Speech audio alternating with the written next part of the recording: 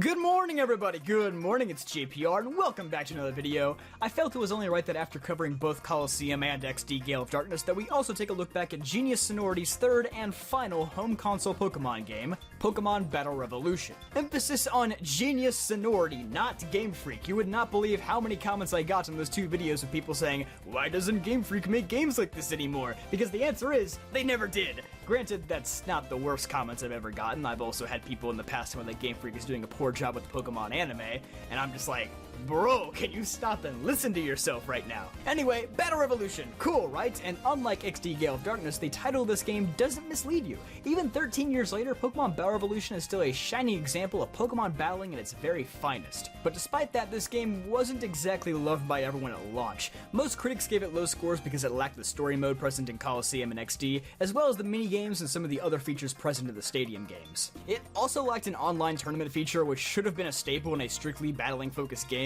and didn't have any rules against banning legendary or mythical Pokemon, meaning that if you wanted a simple random battle, you were probably getting curb stomped by some kid with an action replay and 6 Arceuses. By the way, his name is still pronounced as Arceus in this game. This was 2 years before they officially changed it to Arceus, in case you're wondering. Arceus is sent out.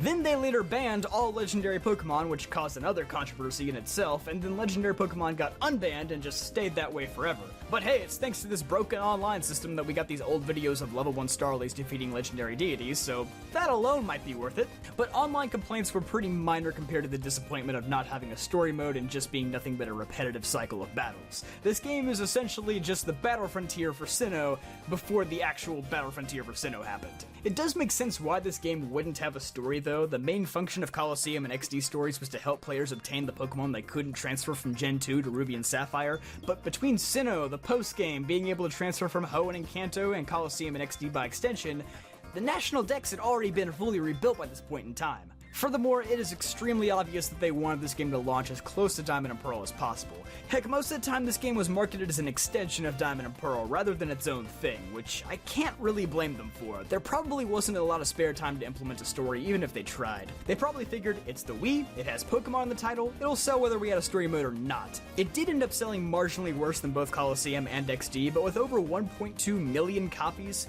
it's hard to label this game as a failure.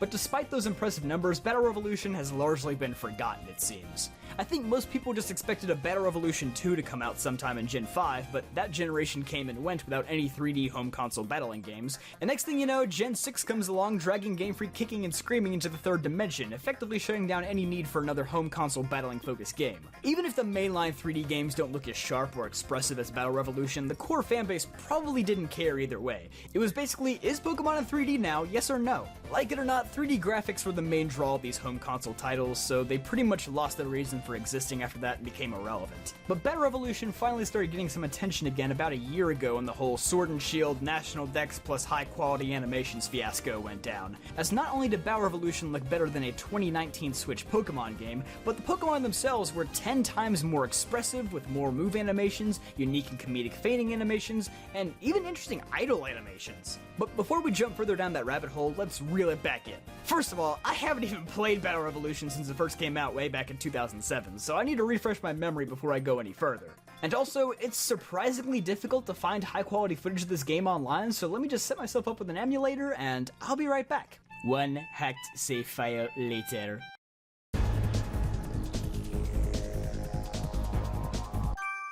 You have no idea how long this took for someone as technologically illiterate as I am. But we did it, a functioning save complete with all 493 Pokemon available at the time and with some of the fuzziness that comes with being a Wii game reduced. Honestly, I could definitely make this game look way better if my desktop wasn't already on the verge of spontaneously combusting, so sadly we're stuck at 480p. But even with just a minor graphics cleanup, it's clear to see that this game has aged incredibly well, especially in most of the Gen 3 and Gen 4 models. They even revised a lot of the 3D models of Gen 1 and Gen 2 Pokemon that were still being recycled from Stadium. There's definitely still some variance in quality, but overall, for a 2007 Wii game, this looks far better than I remembered. Anyway, before we head into the battles, I gotta fix myself up with a battle pass. Here we have two options, rental passes, which is Ancient Sinnohan for I See You've Chosen Death, And custom passes, the only viable way to play this game. To use a custom pass, you have to copy over all your Pokemon data from your mainline Gen 4 games, so anything from Diamond and Pearl to Heart Gold and Soul Silver, and then form a team of any 6 of your favorites. And to go along with that, you have your own custom trainer. This is the one area of Battle Revolution that I always thought never got enough credit. It was the first Pokemon game to introduce character customization. Eat your heart out, Pokemon X and Y. Now, if we're comparing it to customization in the mainline games, it's a mixed bag.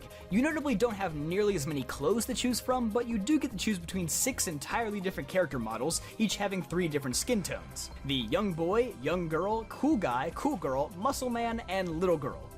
Not to be confused with the young girl. I would like to show you more, but whoever save file this is gave me all 493 Pokemon and 0 Poke Coupons to buy clothes with. How stingy can you get? So you'll just have to take my word for it. It's a pretty good character customizer for its time. Anyway, enough wasting time, let's get into the battles of Battle Revolution, shall we?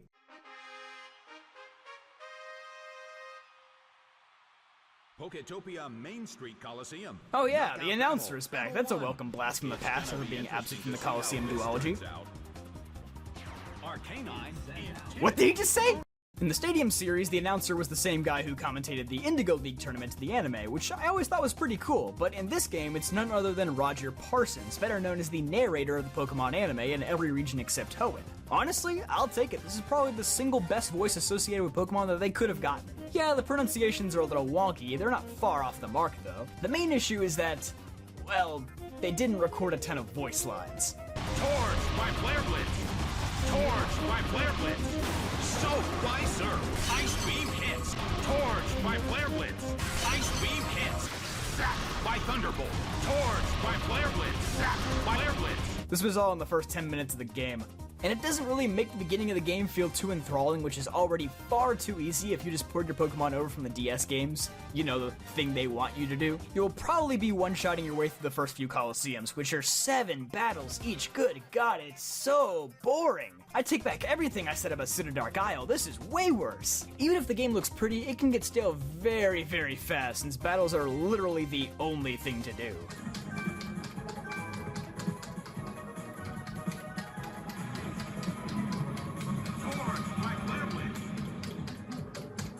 Now, things do get spiced up, notably in Neon Colosseum, a place where you can get severely punished for trying to play God. Yup, it throws both you and your opponent's Pokemon into a roulette where anybody can choose any Pokemon, which means little Timmy can just whip out my own level 100 Dialga against me. This is where the game really starts to feel like a new battle frontier. Each Colosseum throws in its own little gimmicks. Some of them are fun, and some of them are the fog in Courtyard Colosseum. But the battles never become incredibly tough in your first playthrough. All you really need is your team of fully evolved Pokemon imported from the DS, and you're gonna beat the game, no sweat. Granted, this game does have some very challenging battles, once you beat the game and do all the Colosseums over again. But man, that is a lot of mind-numbingly dull hours to sink into this game before you finally get to the good stuff. I wish there was just an option to do the Master Rank battles right away. Once the flashiness of the new and improved 3D battles wears off, you're stuck with a really bare-bones $60 game. I had to think back to my childhood and remember that I didn't really play Battle Revolution for Battle Revolution. More often than not, this was just the game that my friends and I would hook our DS's up to so we could battle on the big screen, which was always a cool treat,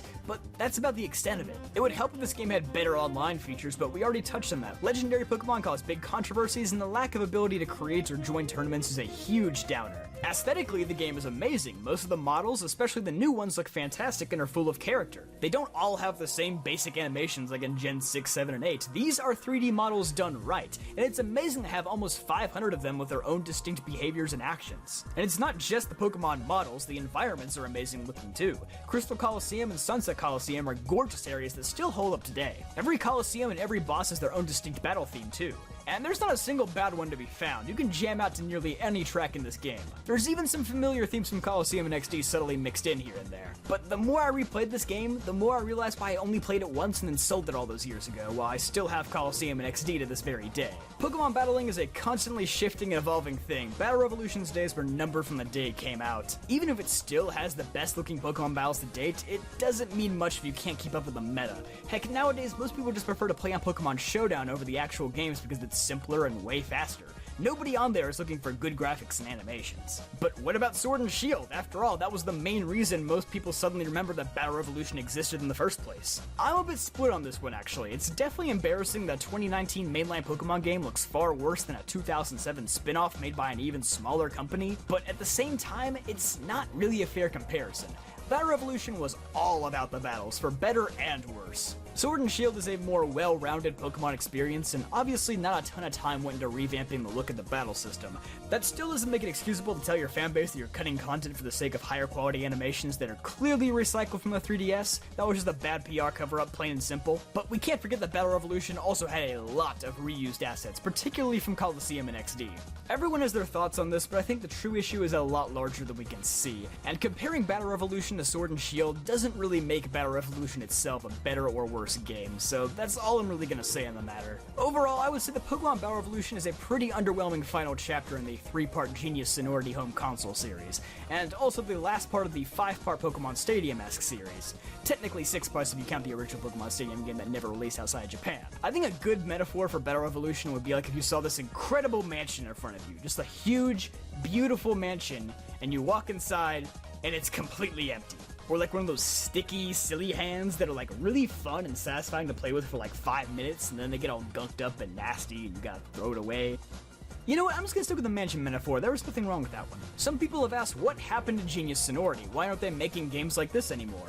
Well, the answer is they never really went anywhere. In fact, they just released Pokemon Cafe Mix only a couple weeks ago. They've largely been focusing on mobile games like that and Pokemon Shuffle for the past handful of years, so they're still very much involved with Pokemon, just not doing what they used to do. Adapting to the modern gaming climate where mobile games are huge and Pokemon 3D battle sims are all but obsolete. Which is a shame, but I still think it's nice to pay respect to this company for their amazing work, especially when they're only currently made up of 22 employees. Anyway, I hope you guys enjoyed this video. Be sure to leave a like and subscribe if you want to see more content like this, and I'll see you guys next time.